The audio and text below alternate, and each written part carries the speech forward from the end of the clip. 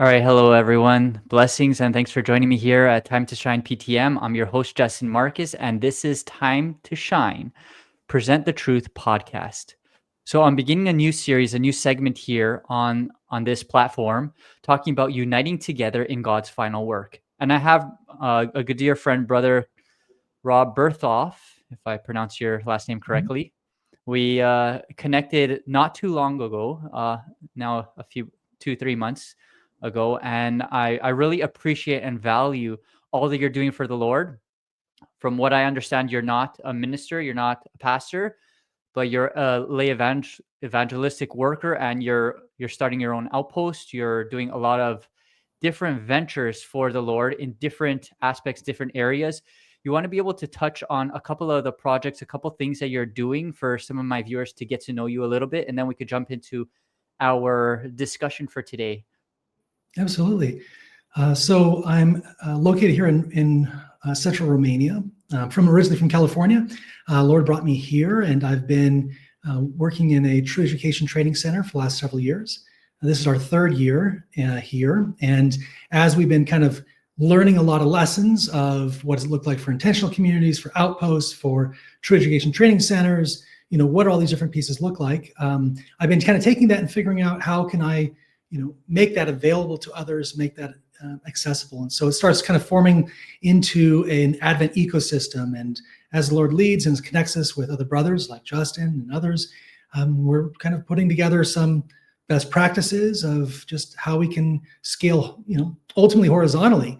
And that's our hope, is just to not reinvent the wheel. There are some pieces out there in terms of maybe more heavy-handed solutions, organizations, but I don't feel that they actually meet the needs of what we need now. And so one big thing I've been focused on lately has been outposts. And so outposts is a major topic, true education, a lot around missional entrepreneurship, as well as country living and other topics is some of the areas that I really value. I think also present truth is something that I've been diving deeper into to give a little more clarity around, as I think a lot of us don't have as much understanding of present truth as we would like to. I think a lot of us have bits and pieces of it, but to Yeah. grasp the full picture, it takes a lot more than just focusing on one subject matter to be able to understand the bigger picture. And I really appreciate and value all that you've been contributing to, because as you're saying, you're developing, or through the guidance of the Lord, developing an ecosystem on Advent missions and all kinds of stuff. That's how I got in contact with you and communicated with you. And I'm starting to learn and grow and have the opportunity to develop my ministry and my outpost center in ways that I wasn't imagining, I wasn't thinking. And through your assistance, as well as several others that have joined into this ecosystem, we're able to piggyback off of other people's experiences, learn from other people's whatever they have to be able to offer. Like, some people know one area, like let's say gardening, another one knows about construction, and we can utilize each other's skills and abilities to be able to contribute and really expand the work of the Lord further.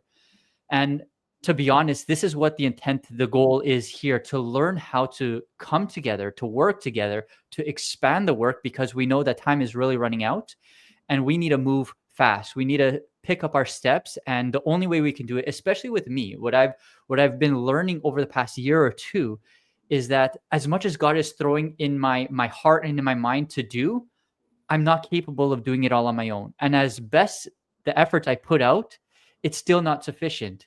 So he's really showing me the need to reach out to others, the need to be able to also assist others that are a little further behind than me, to be able to help us all kind of move in the right direction, the direction that the Lord is calling us to do. So that's why I wanted to invite you here to be able to talk a little bit about the church as a whole, because not everyone, and we don't expect everyone to all be on the exact same page all at the exact same time.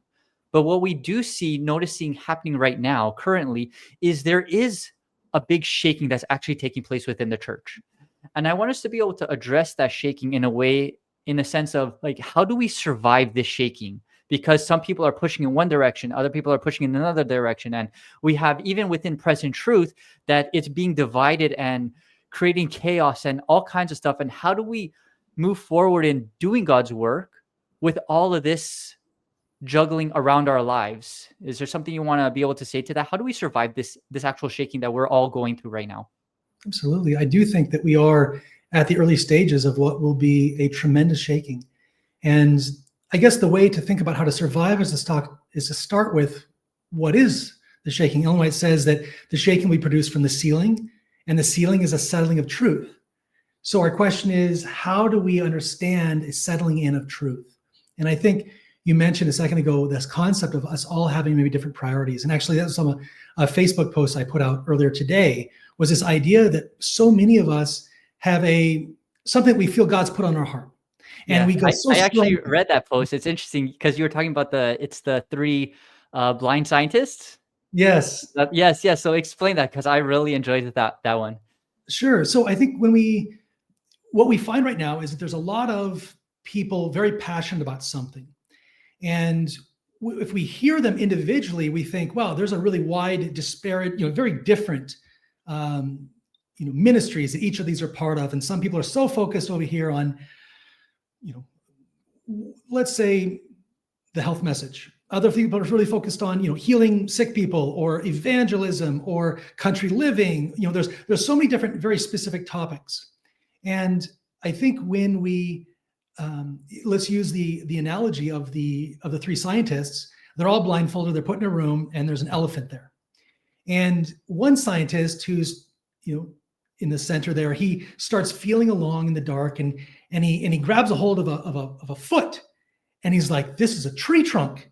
I know what I see now. It's a tree trunk." And then the other scientist, who's maybe more towards the front, he walks in and he starts to fumbling around, and he touches the trunk. And he says, "This is a big snake," he says.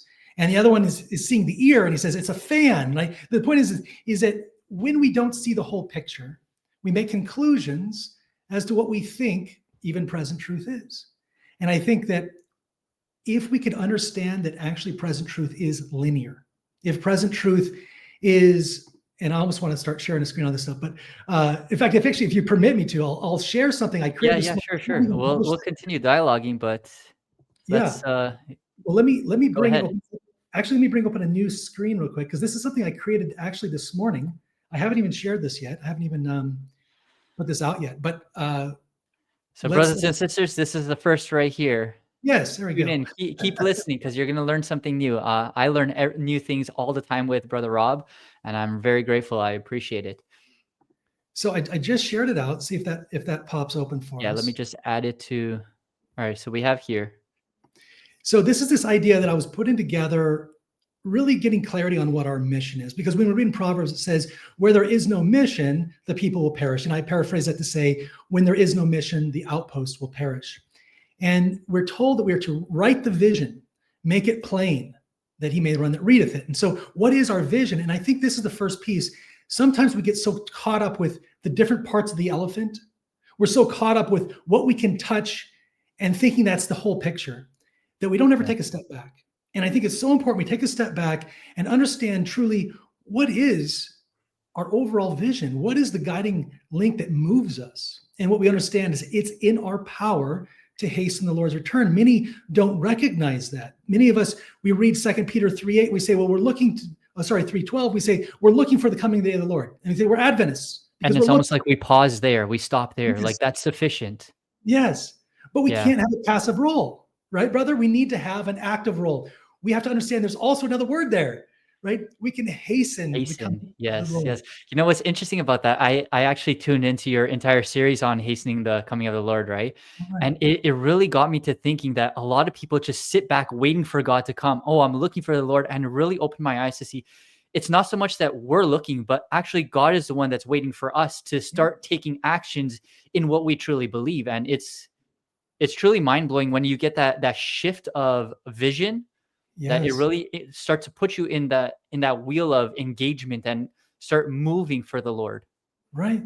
If we go, as you mentioned, if we go to Mark 4:29, it tells us that when the fruit is brought forth, we know the fruits of the Spirit. It's the character of Christ. Yes. When the fruit is brought forth, immediately he puts forth the sickle. And so when the character of Christ Object Lesson 69.1, when the character of Christ is perfectly reproduced, he comes and claims as his own. And so the question is, where's the starting point? Where do we start with this? And I honestly think that it's an outpost. I think that if we can look at present truth through the lens of an outpost, everything becomes more clear, because an outpost is there to prepare. And this is, I believe, the model. And then we are to see this opportunity to both learn and also actively practice gospel, medical, ministry, evangelism. And when we start to I look at this, though, a lot of people stop there. A lot of people will then lock in and say, see, medical ministry, that's all that's important. That's all we need to do. Create another health center, create another, another hospital, and it's like, okay, but Ellen White says very clearly that this is a prescriptive wedge. She calls the health work an entering wedge to meeting people. In another example, in Upward Look, she says that we are to invent some way of becoming acquainted with people. And that's missional business. And so missional business and what we call medical ministry work is actually falls in the same category. It's not the end work. It's not the end goal. Our goal is not to make sick people healthy, right? And so we have to understand that this health work is to make a way for additional truths. And so we start to think, okay, well, there's other things related to health, right? Prescriptive being the wedge, preventative being a healthy lifestyle. And this we find in country living. And we're told so many times about how we are supposed to be in country living. Why? We read here in First Manuscript Release, it's to be in contact with the works of nature. And we'll understand why that is because when we look at the school system of true education, nature is our lesson book. So how can we go to school without the lesson book? How can we go to school without showing up to the classroom? And that's why it's so important to understand that health is a massive component, but it's not the end goal. Yeah, right? It's almost like each one is like a step towards the next phase. Yes, exactly. And so health, we find, is that we should become intelligent of this, the principles of health reform. But then she tells us why. She says, because this is largely to prepare the way for the introduction of present truth. So the health reform message is not the end goal. The health it's reform just the introduction. Yes. It's just a starting part. It's interesting. I'm doing a series on remembering the biblical Sabbath, and I'm going through a similar concept, but I'm taking us back to creation and going through the cycle of creation from day 1 all the way to day 7, and how each day God designed it to prepare for the next day. And it's almost like stages. Without day 1, day 2 doesn't have the preparation needed to survive. And without day 2, day 3 doesn't have what's essential for it to survive. So God created those steps and stages to meet the end goal. And it seems as though the Outpost was established a design of God for our end times to take us through the steps so that we can reach that end goal. Absolutely. And I believe that end goal will get us to, I guess, the solution or the answer to the problems that we're trying to figure out here. How do we survive the shaking? Why is there so much conflict happening in the church and we're not able to progress? I believe this model that you're laying out right now gives us those steps that lead us to the root cause so that we can actually advance.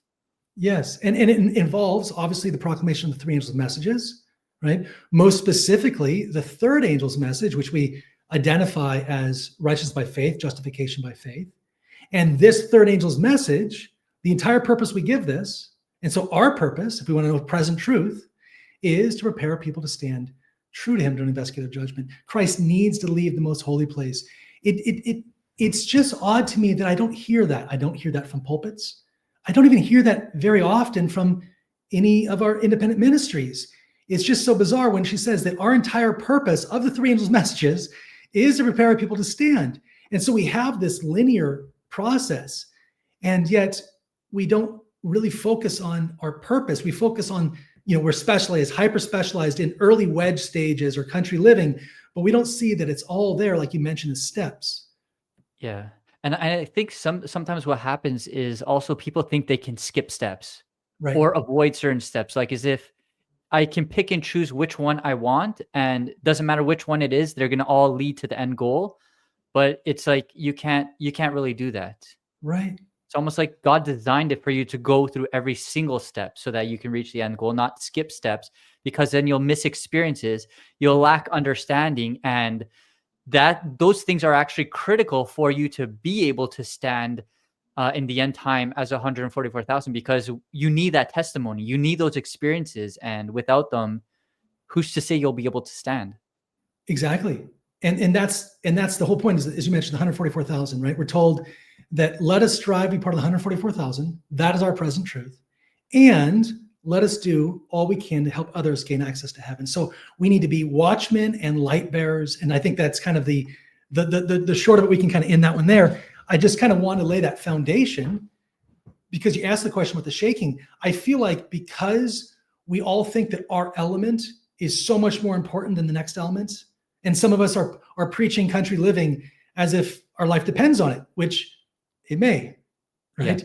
Yeah. And other people are preaching, no, you don't need to do that. Just go out and evangelize. We need to go evangelize, right? And it almost feels like they're all touching the same elephant. They just don't understand that it's all connected together. Yeah, And they all just see different perspectives of the same thing. I remember Right. there was a preacher once, and he grabbed the Bible, and he's like, "How many sides are in the Bible?" Well, you see one, maybe two, maybe even three, but there's actually multiple sides to the one book. And if we're not willing to explore all avenues, look to all sides, then we're actually missing out on something that's actually there. Right. The idea of the 6 sides, and also I think it's interesting also the 4 sides of New Jerusalem. When we think about, and this kind of ties into, again, why is there a lack of harmony?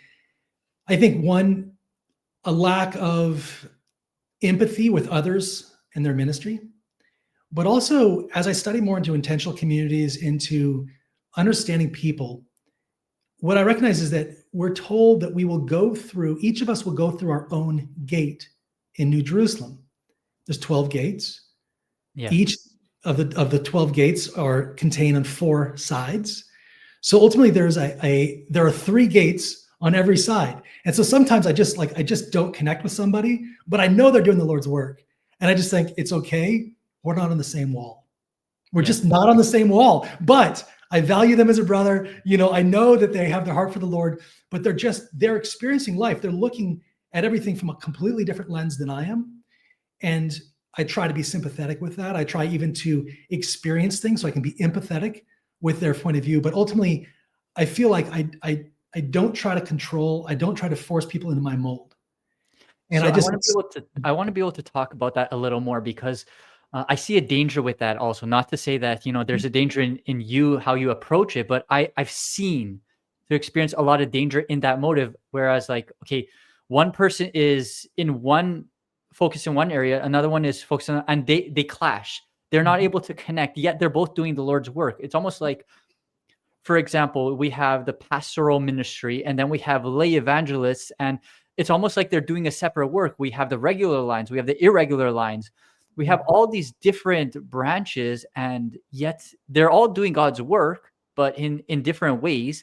And if it seems as though we're not able to connect together or bring it all together to close it in as one tight unit to work for one ultimate goal.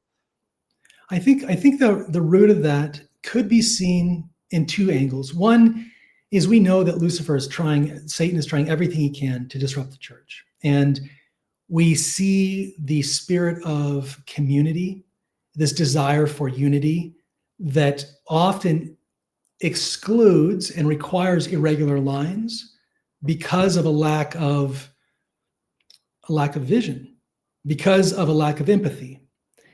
Oftentimes we shun, certain individuals, and that requires irregular lines then to go and meet them and reach them. I think we could talk to that even more. I think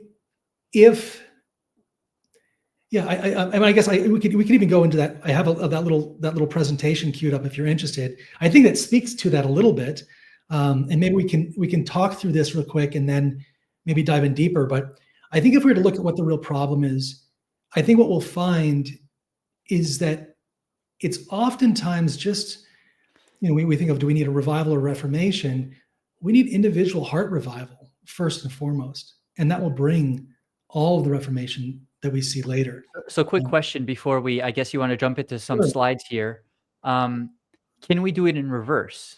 Can there be reformation that brings about revival? Because oftentimes I see a lot of emphasis in reformation, but then there's a major lack in revival. And it's almost like they're assuming that the revival will come due to the legalism of their efforts, and Mhm. it'll push people to do the right. And as they're doing the right, all of a sudden a revival might come. Is that possible? Does So I that think, equation actually work? well, I think let's define that. Let's break that down. So it, I think the core problem then in this instance is oftentimes people go to church to be fed. If we understood, and Ellen White's very clear on this, that we are to go to church to feed, not Yes. just the pastors, right, are there to feed. We are there to feed. And I think what's happened is we have accepted this audience role in church. And not to say that we need to be, standing up and disagreeing with those pastors or preaching sermons from the pews. But the idea is that there are a lot of opportunities to witness and to shape, from Sabbath school to extracurricular activities, organizing potlucks, organizing ministry, organizing all the stuff throughout the week. It feels like so often we require the pastors to do the heavy lifting. Ellen White's so clear that it requires a unity between both the institution, right, and its people. And I think that's the other part is there ends up being this feeling that the church is the institution. And so that becomes even a touchier topic. But ultimately, I think the idea is that if we show up if we have a desire to serve Christ, and if we're building our love relationship with Christ, it's going to be infectious. It's going to be attractive. People will want what we have. And I think that's the first part, is that so many who are preaching a message of reformation are often doing it through a lens of frustration, feeling outside, feeling marginalized, minimalized. And I think if we, I guess the point of that is, if we could be more empathetic, or at least more sympathetic with others, we need to understand that there's a Jacob's ladder. There is a ladder, steps to Christ. Not everyone is on the same rung.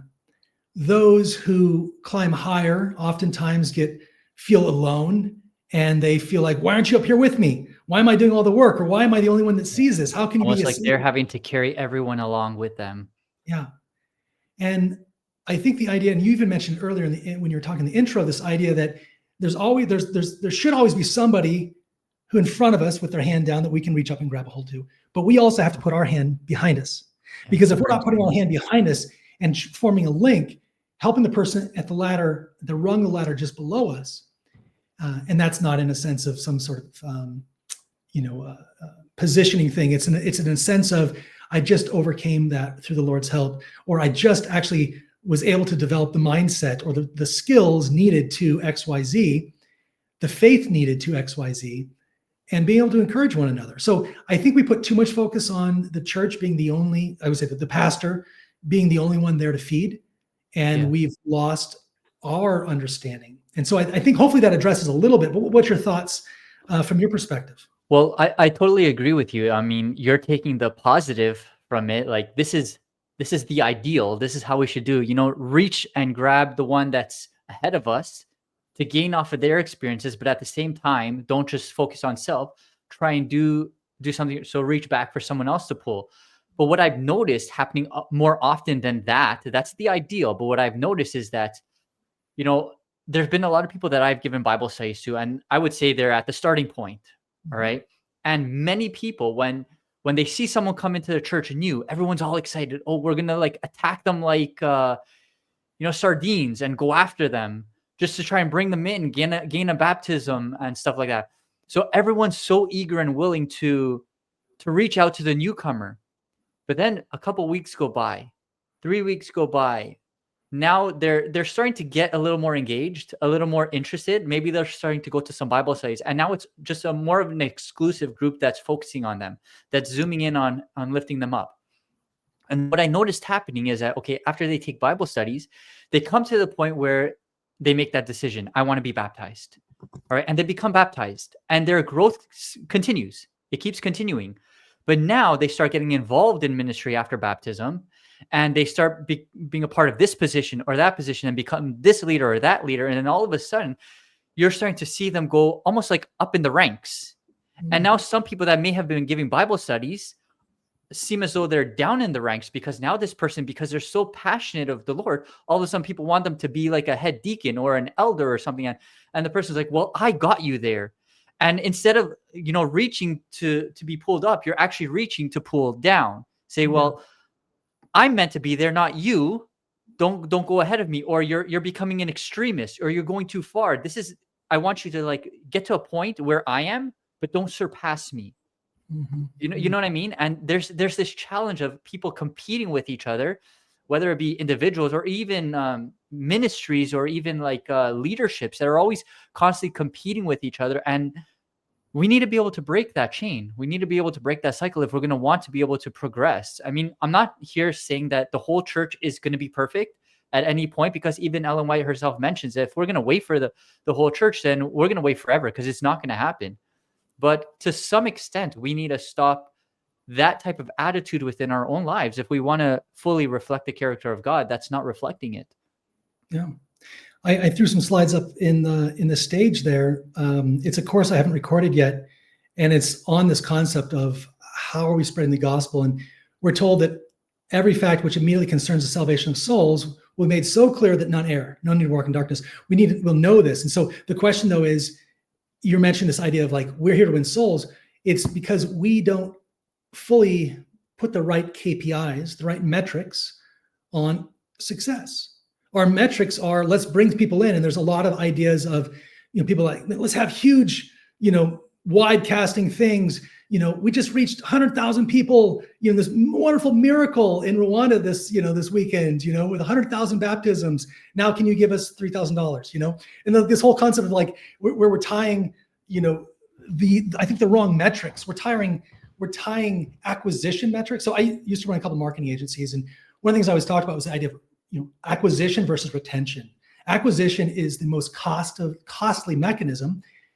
Retention is far cheaper. Just why don't we ever focus on retention? And I think that's this concept that, Ellen White does make a startling statement. It's not, she says not 1 in 20 who are registered in the church, are prepared for what's coming. And I think that's a stern reminder. Now we can look into what's that from, and it's from the work of Balaam. It's the doctrine of Balaam. It's what happens in the 80s and 90s when the Celebrate movement largely. It's misunderstanding of things like, our basic Adventist principles. But why I brought this little course up is the idea of the hindrances. And to your point, she says, and the influence of these older church members will leaven those newly come to faith. The Lord does not now work to bring many souls to truth because of the church members who have never been converted and who was once converted but have backslidden. What influence would these unconsecrated members have on new converts? The reason that our evangelism is not working is because there's not a people prepared to receive them. Like you mentioned, there are these people that say, oh, well, I don't want to give up whatever it is, meat, whatever the thing is, right? I don't want to give this up. And I see this person coming in, they're reading Ellen White and they understand the health, forget Ellen White, they're reading Daniel, they understand the health message. Yeah. They're saying, hey, we need to have better potlucks. And then the older church member's like, but I really like my pork casserole, or I really like my cheese casserole, or whatever that is to them. And this is why our evangelism is not working. And this is why I feel like we're wasting so much effort on evangelism, focusing outward when we first need to be focusing inward. And this is why I believe it starts with us. And we find that there are many who are clogs in the wheel of the car of salvation. We start to think about this, really take a piece to figure out which role we play. Are we pulling back the cart? Are we just laying passively? Are we kind of encouraging, or are we actively struggling to pull things forward? And very few are in the front. I would say most are sleeping on the cart, and there are very, very many who are withholding. We're told not to stop blocking the wheels, not to delay sending forth the gospel message, right? Counterworking this message, and that we have far more to fear from within than from without. So anyways, I don't want to go too much further in this course, but you can go and close that out now. But I think there's so much to be said that the reason is because there are not converted people in the church to receive those new converts. Now, is that a fault to, let's say, the leadership of the church, or whoever it is that's giving Bible studies? and just making that decision. Let's just throw them to the baptismal tank to put some numbers on our books to show that our church is thriving and growing. Because let's be honest, often I've seen people take that plunge of baptism and they look no different than when they first entered the very first time. Mhm. Their talk has not changed. Their characters have not changed. Their appearances have not changed. It seems as though nothing's changed. Even their theology hasn't changed very much. Maybe they'll go to church on Saturday now versus Sunday, but are they grounded? Do they truly understand in depth why? And I mean, it's almost like we're just pushing people to make a decision just so that we can, or the church can look good. Why? Maybe it's so that more people could come in and produce more tithe, or, give this appearance of something that's not real. Yeah. And we don't want to address it because that really takes us down to the root. Yeah. Well, if that's the case, then who's to blame? Is it the pastor who signed off and approved that baptism? Is it the Bible worker who's not fully rehearsed in the doctrines and the principles, or maybe not even living up to it, or maybe doesn't even believe it so much? Well, then why are they truly being the representatives going out there presenting the message to these people? Maybe they need to be grounded a little more in the truth. Should we just not do any work until we're fully immersed in what we're supposed to understand, or what's going on here? Because I see like so many different layers of problems, and I really want us to get to the root. Yeah. And it seems like there's just so much alternative solutions that aren't really solutions. Well, I think you've hit a lot of the points. I do think it's systemic. I think it starts at the very top with we have softened our message. We have at the very top been creating pastors brought up on questions and doctrines, not Yes. understanding the sanctuary message, not understanding what present truth is, not understanding the investigative judgment, not understanding righteousness by faith.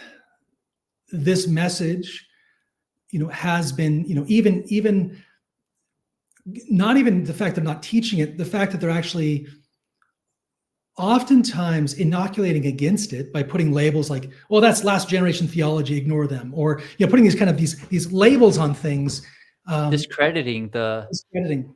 yeah. So I think it starts at the top, but I think that it can't be only blamed at the top. I think the problem is us. I think the problem is the members, because we have the opportunity to bring a change in many instances. Now, we see how some who want to voice this change are being kicked out, or being marginalized, or being distanced. And I think the problem with that is, well, it's almost kind of, again, if we want to even bring up the slides, I think this kind of segues Well, in. before we bring up the slides, let me Yeah. just share some of my experiences, because Please. I've experienced both. I've worked heavily in the church as a leader and as a independent ministry worker, assisting the church. And I've gone up to the platform. I preached several times, and it felt as though many times people were encouraged and excited to have me come and assist the church in certain growths. But once it reached a certain point, then all of a sudden they become a little more hesitant, a little more resistant. And even to the point, there's been times where I've been rejected from churches and I've been told, we no longer want you here because you know what? You're just taking it too far. You're pushing us to a point that we're not comfortable going. We don't like that type of conversation, that doctrine. We don't want you to bring it up. And it's it gets to a point where I'm in my own ministry trying to do the work for the Lord, and it's so hard to reach out to people to just share with them the truth. And then we have this balancing. How do we become a watchman and a light bearer? I'm trying to share the truth, but also trying to warn people that they're asleep. They're not understanding the biblical concepts the way they should be, and they're following heavily on traditions from maybe past experiences, or something that they've been taught in the church through people that aren't fully converted, and it's creating chaos. And what happens is, at least from my experience, is that now I'm having to fight against this battle between people not trusting in you, or not trusting in the, how would I label it, as I wouldn't call it so much independent ministry, but lay workers. If I don't have credentials to my name, I'm cast aside as I don't know what I'm talking about, or he's not a pastor, just avoid him, because that's happened to me realistically. I've been in churches where it almost felt as though a revival was about to take place. And over 50 members went to a pastor and asked him, questioned him about all the topics that I shared. And the pastor just shunned it away. Well, he's not a pastor. Yeah. So just brush him aside, and everything that he presented, brush it aside and avoid it, because it's just going to create confusion, because the pastor wasn't prepared to speak up and answer for what the Bible had to say, to re-encourage, to reaffirm what I was sharing through the Bible. And now it's like we're fighting through this trust barrier, this trust issue with between pastors, between members that are truly committed to trying to work. And how do we, I mean, we always have to be aware of deception. Mhm. So there's always going to be this battle of trust. Can I trust you? Are you trustworthy? That's why we always have to just look to Jesus. But at the same time, at some point, we need to be able to unite. We need to be able to trust each other. But obviously, there's got to be a standard to hold, and we have to trust based on the truth. And if we're grounded in the truth as an individual stance, then we can move forward. But if we're all believing in different things, then there's that trust barrier. A quick little tangent on that idea of pastoral, and I put it on a new share there. I think it's interesting when we look at what was, the credentials of John the Baptist. What was the credentials of Jesus? And we read that the prophet was led by the Spirit of God in the wilderness, away from the contaminating influences of the city, to obtain an education which would qualify him to receive instruction from God, the pure mold of truth that was to be given to the people to prepare the ways of the Lord. He was not to connect himself with the rabbis, lest he became acquainted with their teachings, their maxims, their traditions. And so we start to see that the training of the rabbinical schools would have unfitted him for his work. And so when I look at this, I think, okay, a pastor does not mean they're qualified. Judge every man by the fruits. By their fruits, you'll know them. And I feel that too many are being leavened, are being ultimately misled.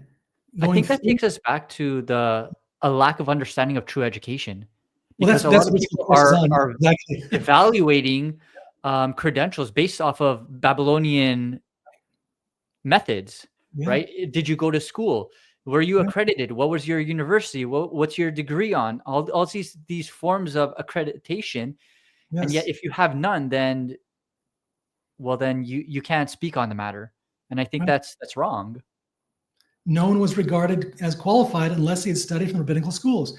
Both Jesus and John the Baptist had been represented as ignorant because they had not received this training. So I think, and it goes on and on. This is actually from my course on true education, but I think the idea is there needs to be more focus on God and less focus on man. Yeah, for sure. Oh man, there's so much I want to talk about. I don't know how much longer you want to go on about this, Well, but you I really think, touched on a lot of things. yeah, I think the idea just is to bring it in is we need to recognize that the church will not gain us salvation. The pastor will not gain us salvation. We need a personal relationship with Christ. Unfortunately, as you've mentioned, many who develop that personal relationship with Christ are being ostracized from the church body because of the institutionalists who are valuing community over conviction. And I think that's a sad state. But what I'm doing here is, for years, like this, about the last many years, I've been out at the top of my lungs trying to get people to come together. Guys, let's do something. I form these ecosystems. They're far more complex than you even know because I stopped even telling people about them. But it's like, at this point, I'm like, okay, look, I give up. And actually, last fall, I gave what was going to be my final series, and that was Operation Hasten. That was my final series before I quit the ministry, so to speak. And then God kind of pulls me in for one more. And I thought, okay, well, the Outpost will be my final one. Now I've got, but the point simply is that I just want to focus on being a demonstration, creating a come and see, creating an outpost that truly is what God asks us to create. And then just let that speak for me. I don't think that I'm growing close to 20,000 slides now. I think you can attest to this, right? There's a mini out there. Yeah, I'm growing close to there's a lot. 20,000 slides. I've gone through several of your courses. Yeah. And none of that is going to do anything if people don't have a desire for it. And I think so, if we can create a demonstration of that God's way is better, God's way is superior, then, I think, again, people, I can share the message that the worldly education system is garbage, because I've gone through homeschooling, and then I've proven financially, because that's people's KPIs, their key performance indicators, they're indicators of success. And I think that those indicators of success need to be updated in terms of what evangelism looks like, what success looks like. Kind of looping back to the original premise of this dialogue was, how do we prepare for the shaking? It's individual. It's understanding what's coming and saying, let me get my house in order. Let me build a demonstration, because the music is going to stop soon. And we could be out there fighting against everybody, every dissenting voice, and have no energy to do what God told us to do. And so I'm kind of like feeling like, okay, Lord, like, I feel like if the Lord were come today, I could say that I was a watchman. If he came today, I couldn't look him in the face today because I'm so sinful. But if I could look him in the face, I would be able to say, I did the watchman part, but I would not be able to say I did the light bearers. And so that's where I want to focus my efforts on just being a light bearer, growing closer to Christ daily, desiring a personal relationship with Christ. I'm not out focused on doing evangelism, but what's interesting is the closer I come to Christ, the more opportunities he puts in my life to do evangelism. He ends up opening the doors because you proved yourself to be faithful in the little, so he can allow you to go into much, much more, because he knows that you'll accept the call. Right. It's interesting because, a lot of people say that, I walk with God, and they want to walk with God. And we don't want to close this off on like a negative tangent, but I want to bring it to like a positive here. When we look at Bible characters that walked with God, we look at Enoch, right? And how did Enoch walk with God? What was his actual lifestyle? He lived in the country. He essentially lived out the Outpost experience that you were talking about in the beginning of the segment, where he went through all the different stages. And as he was going through those stages, he was going out into the community, reaching out to people, and those that were interested, those that showed curiosity, he would bring back to his outpost and literally demonstrate for them what it meant to walk with God, how it looked like walking with God, which is interesting because as we get towards the end, we're talking about the shaking here and what we're all going through as Seventh-day Adventists within the church. But it's not going to stay in that state. At some point, we're going to move from the shaking to the loud cry. And the Bible says in Revelation 18, I just want to quickly read it here, verse 1, and after these things, I saw another angel come down from heaven, having great power, and the earth was lightened with his glory. I love referencing this verse because it doesn't say the earth was enlightened. It doesn't say that, knowledge was increased. It says it was lightened. That's something visual. So they were able to see. We always like to say actions speak louder than words. And I believe what you're saying here, what you're trying to present to us here today is really that our actions speak louder than words. If we're going to be able to get together and finish God's work, we need to stop talking so much about what we know or what that one doesn't know, or I'm right and you're wrong, and start actually living and demonstrating what true biblical Christianity is supposed to look like. Not just by going to church and sitting on the pews, but practically getting involved in the work of God and practically living the experience God called us to live. The Bible says in Matthew that 24, as it was in the days of Noah, so shall it be in the end. Well, what did Noah do? Noah prepared, both physically by building an ark, but also spiritually by preaching and sharing the gospel. I believe that's balancing the two, being the watchmen as well as being the light bearers. And if we're going to advance in finishing God's work and unite together, it's going to be all those that take on this mode of work, that both do the work, that preach, that share the gospel, but also take the time and put the efforts in to experience and live it out in their own lives. It's one thing to teach the health message, but then all of a sudden you're, at your own home, just eating whatever junk food you want. It doesn't jive. You have to both preach the truth and also live it. And that's how people will experience the true form of godliness. Amen. I think so powerful when you mention Revelation 18, the next verse there is a direct copy of Revelation 14:8, the second angel's message. And so it's like when we read Revelation 18, we recognize that it's a call out of Babylon, but it's doing it differently. It's not as a watchman anymore. It's with light. When Moses went on Mount Sinai, he came back down and his face was so bright because he was with God. People saw and we see that in Acts. They knew that they'd been with Jesus. That is what will finish the work. Not telling people to go live it's literally showing people that God has a better way. God's way is superior to man's way. But until we can demonstrate that, who's going to believe us? Yeah. I super appreciate your commentary on that, Justin. Yeah. Well, I appreciate your efforts, because what you're actually doing is trying your best through what God has given to you to be able to show what it looks like to work for God, what it looks like to live for God as well, because you could work for God, but you might not live for God. But when you put the two together and you're actually working for God and living for God, it looks very much so like what you're actually doing. And what I'm trying to reach towards, I mean, I have a goal of objectives, and every single one must strive for that, because we're striving to be part of the 144,000. Well, they have a goal to reach. They have to go through those individual steps that you were talking about. Begin with the Outpost, and that experience is going to lead you to be able to stand in the end.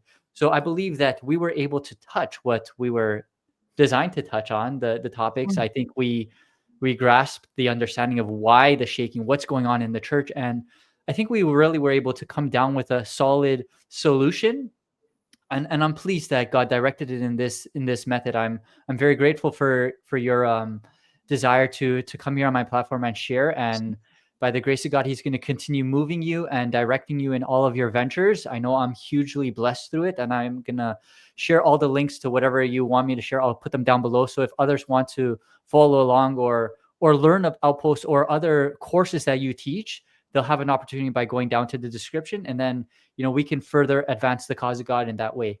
I want to thank you so much, Brother Rob. I just want to quickly close with a word of prayer, and then we can go off to continuing the Lord's work.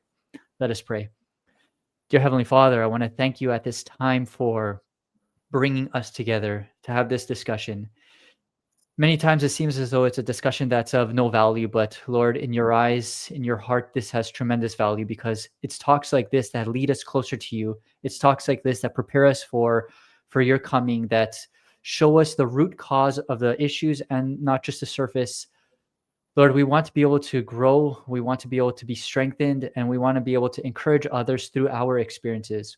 Help us to be moved by you, to continue motivating others and impressing others to keep working despite the division, despite the contention. Lord, help us to guide people in the right direction as you guide us also in the right direction. Lead us to be both watchmen and light bearers. Lead us to be both a testimony, but also a living experience. And help us in each one of our ministries to be able to shine for you, to show you in everything that we do. This is our prayer in Jesus' name. Amen. Amen. Thank you, Brother Rob. I know.